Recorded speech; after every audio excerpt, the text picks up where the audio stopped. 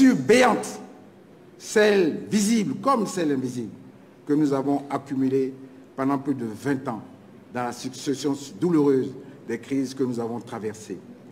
L'élection présidentielle d'octobre 2020, encore hier, nous a à son tour laissé son triste lot de déchirures et de fissures dans la riche cohésion que nous formons.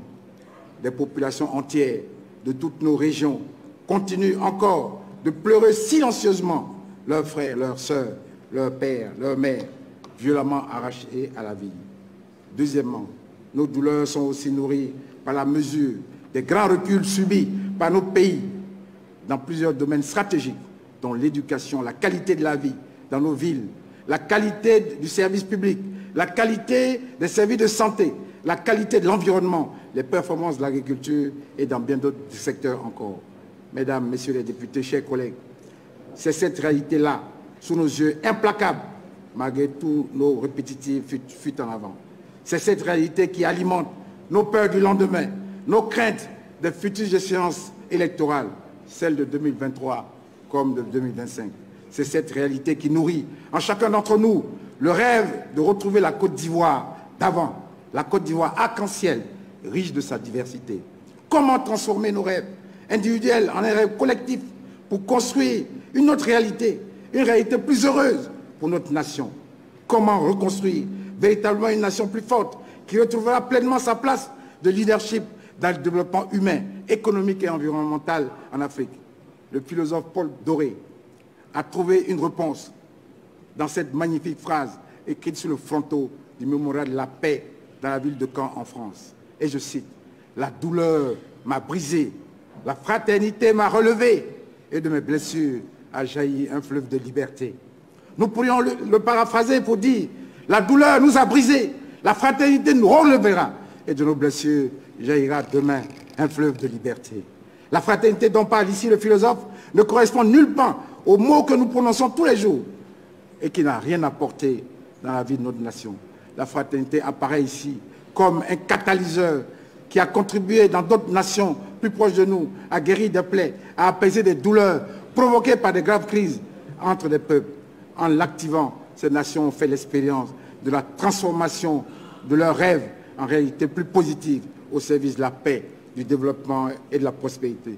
La France, l'Allemagne, l'Europe, les États-Unis d'Amérique et plus proches de nous, en Afrique, l'Afrique du Sud, le Rwanda ont fait l'expérience de cette fabuleuse métamorphose de l'état d'une nation. C'est la volonté politique, la détermination sans limite de leurs enfants qui ont conduit à cette transformation spectaculaire.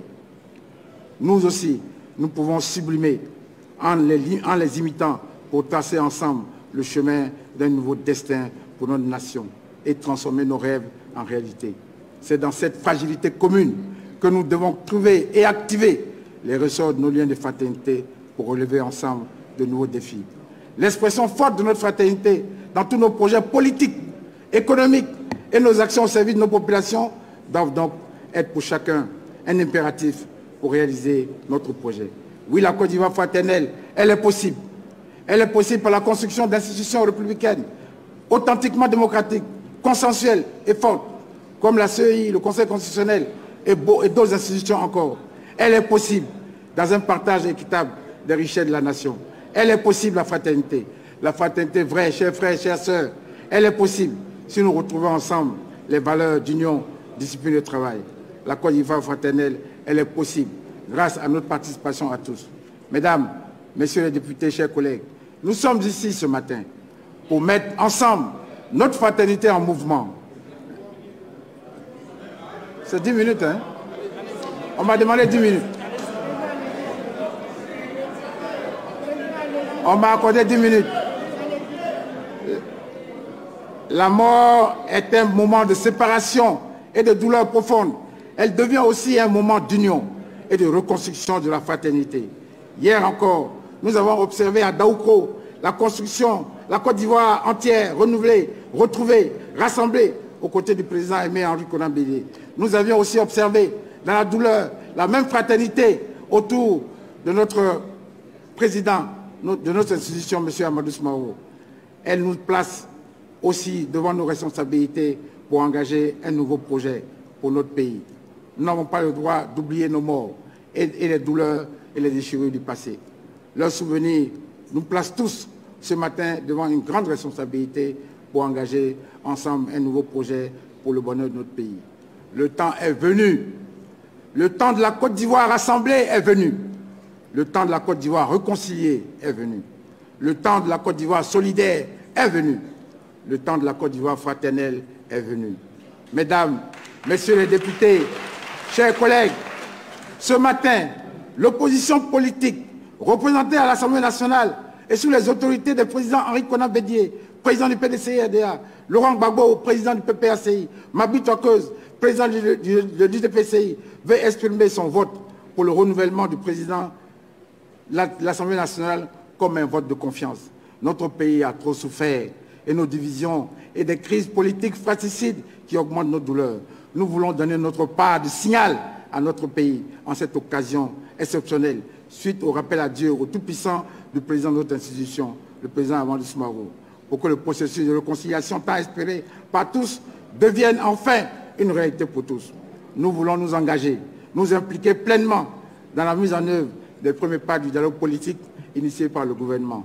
Nous voulons aussi donner un signal d'approbation fort à l'organisation de la prochaine rencontre de haut niveau des trois grands proposés dans les conclusions du dialogue politique pour faire avancer la construction d'une paix durable dans notre pays. Nous voulons renouveler à la nation tout entière, aux Ivoiriens, aux Ivoiriennes, à tous les partenaires de notre pays, notre détermination à contribuer dans l'esprit de la fraternité constructive au redressement qualitatif de notre pays. Aujourd'hui, nous appelons à voter oui. Nous appelons à voter oui pour la Côte d'Ivoire. C'est pourquoi nous appelons à voter oui pour le candidat du RHDP.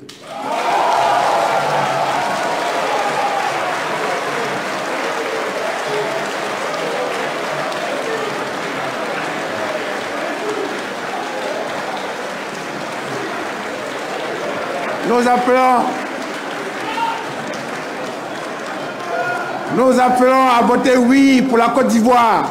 Nous appelons à voter oui pour le candidat du RHDP. Les premiers mots de pardon personnel exprimés par le ministre Adama Bitogo à l'ensemble de l'opposition pendant les échanges que nous avons eus, ainsi que la dynamique nouvelle qu'il vient de mettre au service de la démocratie ici à l'Assemblée nationale, augure d'une future contribution positive à l'Assemblée nationale au service d'un processus de réconciliation qui s'engage dans la foi. Nous voulons aussi lui donner notre confiance. Demain, la Côte d'Ivoire s'éveillera et les générations futures seront reconnaissants d'avoir saisi l'occasion de ce vote exceptionnel pour décider de marquer notre chemin de volonté de tracer la Côte d'Ivoire ensemble. Alors, mesdames, messieurs les députés, alors demain, la Côte d'Ivoire dira fièrement comme les autres nations, la douleur m'a brisé, la fraternité m'a relevé et de mes douleurs a jailli un fleuve de liberté. Que Dieu nous bénisse ensemble.